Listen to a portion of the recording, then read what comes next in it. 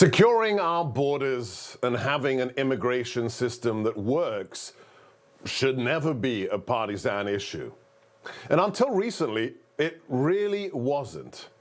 In fact, the current White House incumbent, when he was just a plain old senator, agreed wholeheartedly with that sentiment.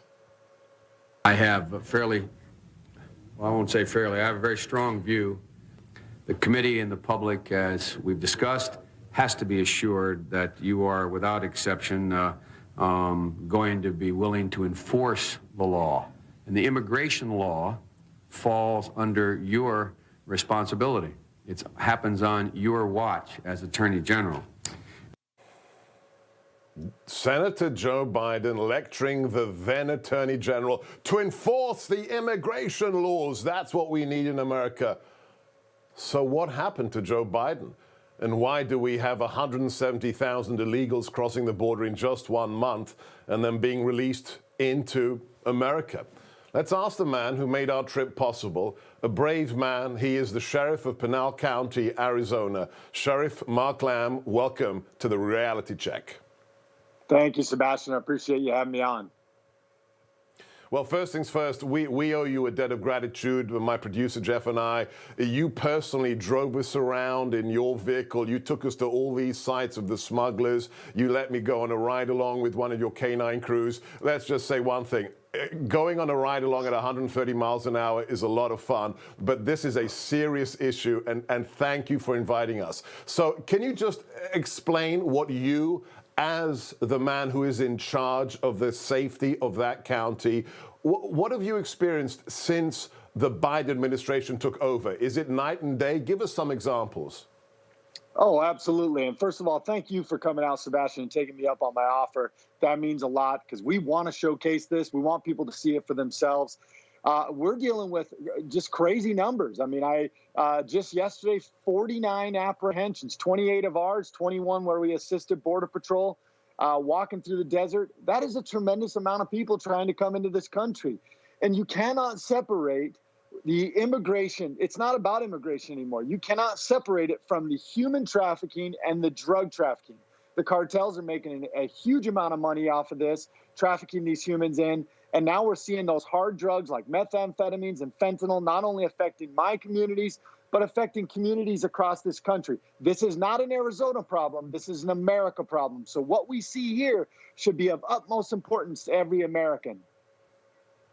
You sent me that photograph just moments ago of the 49 people that you apprehended yesterday in just your county. It's shocking. Can you illuminate what I mean, you are running a county as the sheriff in terms of law enforcement. You have to work with the feds who have the responsibility at the border 70 miles away. What was that collaboration like for you last year, and what is it like today? Oh, last year we had a great collaboration. Look, the relationship between the actual boots on the ground, your Border Patrol agents, your ICE agents, that's a great relationship.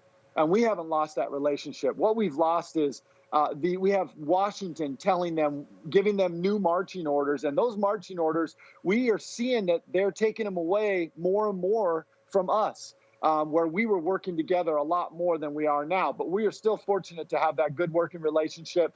A year ago, it was even better because we had an administration that when we had an issue, we could address that issue and we could put steps in place to try to fix the problem. They were listening to us. Now there's no communication. They're not listening to us. They don't care what we're dealing with.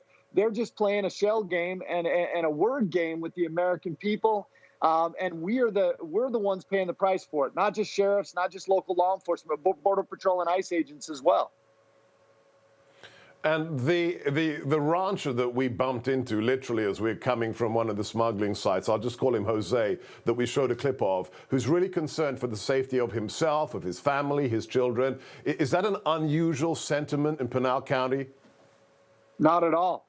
You know, and it almost seemed staged when you were out there with us because I had been telling you things. And then when we ran into him, he was saying the exact same things that I had been telling you. I get messages, emails on social media from other county residents. They're afraid.